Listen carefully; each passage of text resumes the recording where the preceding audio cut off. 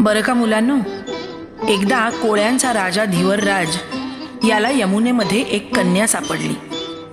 तिचं नाव ठेवलं सत्यवती. पण तिच्या अंगाला येणाऱ्या माशाच्या वासामुळे सगळे तिला मत्स्यगंधा म्हणत. मोठेपणी सत्यवती वडिलांप्रमाणेच प्रवाशांना, तापसांना यमुना पार करण्याचं काम विनामूल्य करू लागली.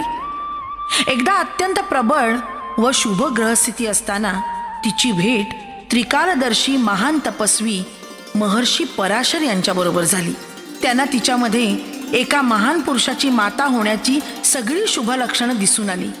त्यामुळे त्या पवित्र ग्रह योगावर जन्माला येणाऱ्या पुत्राची आई होण्यास ती पूर्णतः समर्थ आहे हे जाणून त्यांनी तिच्या ठाई एक महान विभूतीचा जन्म घडवून आणला. ते बालक महर्षी व्यास या नावाने त्रिलोकात विख्यात झाले. शिकारीमध्ये मग्न राहणारा शंतनू एका यमुनेच्या काठी विश्रांती घेत असताना नदीच्या पात्रात नौकेत बसून यात्रेकरूंची वाट पाहणाऱ्या सुंदर तरुणीवरती तो मोहित झाला. तिच्या जवळ जाऊन तो म्हणाला, सुंदर स्त्रिये, तुझ्या शरीरावरची सुलक्षणं तू फार थोर कुळातली असल्याचं स्पष्ट दर्शवतायत. तू माझ्याबरोबर विवाह करशील? महाराज, मी धीवरराजांची मानसकन्या सत्यवती. आपण माझ्या पित्याला धीवरराजालाच विचारावं. शंतनूने धीवरराजाकडे जाऊन सत्यवतीसाठी मागणी घातली असता धीवरराजाने एक अट घातली. सत्यवतीचा मुलगाच जर आपल्या पश्चात हस्तिनापूरचा राजा होणार असेल तरच हे शक्य आहे. देवव्रतासारख्या गुणी आणि योग्य युवराजावर अन्याय करणे योग्य नसल्याने शंतनू मुकाट्याने राजधानीत परतला. पण सत्यवतीच्या आठवणीने उदास राहू लागला. त्याची उदासीनता देवव्रताच्या लक्षात आली. त्याने पित्याकडे त्याचे कारण विचारले, पण शंतनूने सांगण्याचे टाळले. पितृनिष्ठ देवव्रत स्वस्थ बसला नाही. त्यांनी अमात्यांकडे, सेवकांकडे आणि सारथ्यांकडे चौकशी करता सत्यवतीच्या संबंधातील सगळी वस्तुस्थिती त्याला समजली. आपल्यासोबत अमात्यांना घेऊन देवव्रत धीवरराजाच्या वस्तीवर आला आणि म्हणाला, माझ्या पित्याच्या वतीने मी आज तुझ्या कन्येला मागणी घालत आहे. युवराजा, माझा नकार नाही. माझी केवळ एकच अट आहे की माझा नातू राजा व्हावा.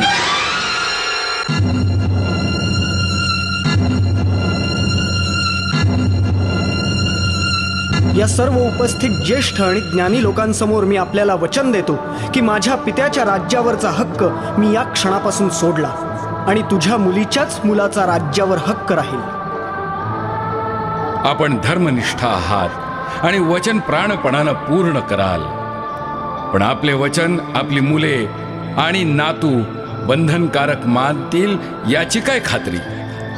धीवरराज, आपली शंका दूर करण्याकरता तसंच माझ्या प्राणप्रिय पित्याची इच्छा पूर्ण करण्यासाठी मी शंतनू पुत्र गांगेय देवव्रत, माझी माता त्रिपथगामी जान्हवी, सर्व देवदेवता, पंचमहाभूत, गंधर्व, अप्सरा, पाषाणादी सर्व चल आणि अचल वस्तू, हिरण्यगर्भ, सूर्य, इथे उपस्थित असलेले वंदनीय या सर्वांच्या साक्षीने अशी प्रतिज्ञा करतो की मी आजन्म ब्रह्मचर्य व्रताचं पालन करीन.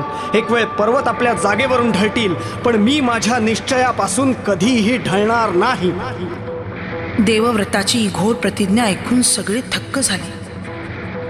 त्याचे शब्द वातावरणात विरतात न विरतात तोच आकाशवाणी झाली. भीष्म, भीष्म, हा भीष्म आहे. त्यानंतर तो तडक सत्यवतीकडे गेला आणि म्हणाला, माते, रथ सज्ज आहे, आपल्या घरी चल. राजधानीत सत्यवतीचे जोरदार स्वागत झाले. आपल्या मुलाचे हे अलौकिक कृत्य पाहून शंतनूला अभिमान वाटला. तो म्हणाला, वत्सा, आज तू जे माझ्यासाठी केलंस ते आजपर्यंत ना कोणा पुत्राने पित्यासाठी केलं, ना पुढे कधी कोणी करेल. मी तुला असा वर देतो की तू इच्छा मरणी होशील. युद्धात तुला शत्रूकडून कधीच मृत्यू येणार नाही. तू स्वतः इच्छा करशील तेव्हाच तुला मृत्यू स्पर्श करू शकेल. तात, हस्तिनापूर राज्याचे आणि राजाचे सर्वतोपरी रक्षण करणे हेच माझे जीवनाचे कर्तव्य राहील. जोपर्यंत हे राज्य सर्व दृष्टीने संपन्न आणि सुरक्षित होऊन समर्थ राजाच्या अधिपत्याखाली आहे अशी माझी खात्री होत नाही, तोपर्यंत हा देह त्यागण्याचा विचार सुद्धा मी करणार नाही. देवव्रताला सगळे जग भीष्म या नावाने ओळखू लागले. ते श्रेष्ठ तपस्वी वेदवेत्ते ब्राह्मण त्यांचा भीष्माचार्य म्हणून गौरव करू लागले.